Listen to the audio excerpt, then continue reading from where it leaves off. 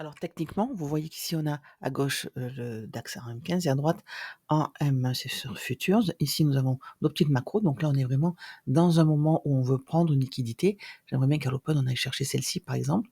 On a au-dessous de nous, pardon, vous voyez nos prix d'ouverture de minuit et de 8h30 et vous voyez qu'ils n'apparaissent pas à gauche. Pourquoi? Regardez mes sessions. Londres, New York. Et on le voit dans les jours précédents, entre la fin de New York et le début de Londres, il n'y a rien. C'est parce que sur Futures, regardez en bas à droite, ici, on est en heure, voilà plutôt, on est sur ce concept-là, Extra Trading Hour, c'est-à-dire que ce ne sont que les heures, les sessions officielles, les heures où le futur, où les futurs cotent. Et ce n'est pas le cas en CFD et pendant les horaires de trading électronique. Donc, notre gap d'ouverture de début de semaine ici, à droite, hein, dans les heures de trading comme ça, hop, régulière, ça, c'est notre gap qu'on traite sur CFD tout le temps, mais on n'a pas encore le vrai gap, le gap d'ouverture début de semaine, vraiment sur Futures. Ça, on l'aura à 9h à l'ouverture de la session. Donc maintenant, c'est dans 1 minute. Le prix a clôturé ici vendredi. On va voir où il sera, donc sans doute plus haut aujourd'hui à l'ouverture. Et là, on aura notre gap d'ouverture. Donc techniquement, ce qu'on peut faire, parce que là, on voit que c'est très brouillon, on a notre gap d'ouverture, comme je vous l'ai dit ici, officiel des sessions de ce bas à ce haut, avec le point médian sur le trait rouge et évidemment l'écart supérieur et inférieur. Si ça nous gêne, ce gap-là, CFD, on peut modifier, c'est-à-dire qu'on le met en visible, par exemple, on enlève sur les minutes, les heures, les jours, les semaines, et ainsi, et en M15, il ne sera pas visible, on le verra que en secondes au moment de rentrer. On sait qu'il est là, on veut se concentrer pour le moment sur nous, sur ce gap-là, sur les hauts et bas de session. Donc vous voyez que ce gap-là n'apparaît pas en secondes. Pourquoi? Parce que ici, j'avais décoché ma petite option pour synchroniser les nouveaux dessins. Donc ce que je vais faire, c'est que je vais la synchroniser. Vous voyez qu'elle n'apparaît pas. Je suis obligée de le retracer. Alors parfois, quand on fait cloner, non, le nouveau n'apparaît pas. Voilà, on est obligé de le retracer. Je l'efface. Je reprends mon petit gap d'ouverture ici. Je reprends mon Fibo. Vous voyez il s'affiche à droite et je vais maintenant le paramètre. Donc je vous montre tout. Là, j'ai mes espaces avec tous mes ranges de créer.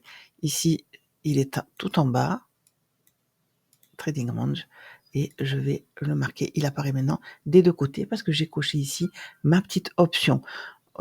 Souvent, quand évidemment, je n'aime pas avoir tout ça sur mes graphes, qu'est-ce que je fais? Je place des alertes. Il suffit de se placer ici dans la marge. Et moi, je me place là pour avoir vraiment les vrais numéros, mais ça marche n'importe où sur le graphique. Vous faites un clic droit et on vous propose d'ajouter une alerte.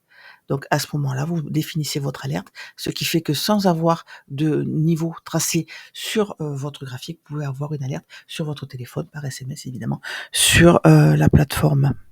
Évidemment, ce qui marche sur les dessins marche aussi sur les indicateurs, par exemple la macro. Si vous avez dans visibilité, vous pouvez choisir les heures selon lesquelles il sera visible. C'est-à-dire que si vous changez, là, on va enlever les minutes. Si on passe des secondes en minutes, évidemment, elles n'apparaissent plus. Donc tout ça, c'est dans le but, encore une fois, d'épurer vos graphiques et d'avoir un petit peu plus de latitude pour que votre esprit ne soit pas distrait. Parce que c'est ça, on se distrait beaucoup avec des dessins, avec des indicateurs, alors que le prix nous montre évidemment autre chose.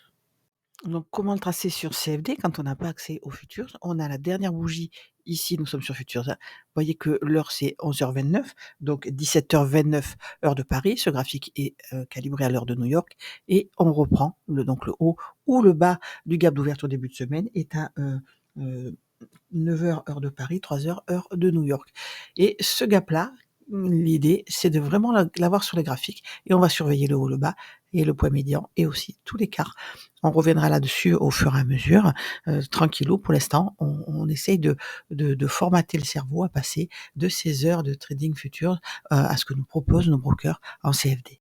Voilà, donc sur CFD, on a notre clôture officielle ici et notre ouverture ici. Il suffit de placer notre Fibo à ce moment-là, voilà, sur la clôture de cette bougie.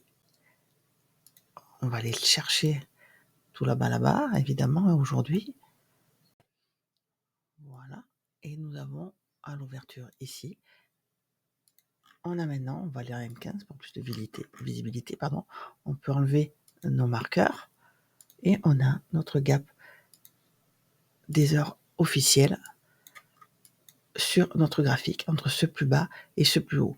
Encore une petite, vous pouvez remarquer qu'on a ouvert au-dessus, hein, donc c'est un gap premium qu'on appelle ICT.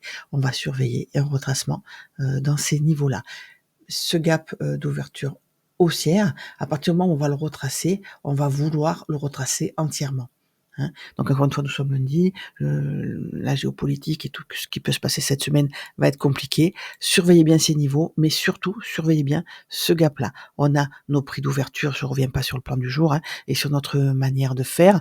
Pour le moment, on a cette impulsion haussière. On a notre prix de 8h30 qui est au-dessus de nous, et vous voyez qu'on a laissé, je vous fais un petit suivi de tendance, mais on a laissé cette imbalance ici. Pourquoi j'inclus ce niveau-là? Parce qu'on a nos deux volumes imbalance. Et quand ils touchent une imbalance, je les inclus tout le temps. Et regardez, ça correspond, le point médian de cette imbalance ici, avec les deux volumes imbalance inclus, correspond au premier niveau, au premier quart de notre gap d'ouverture début de semaine. Donc attention, quand on est revenu, on peut très bien s'appuyer dessus et poursuivre la hausse. Pour ça, évidemment, on va regarder comment on réagit sur les niveaux vus ce matin.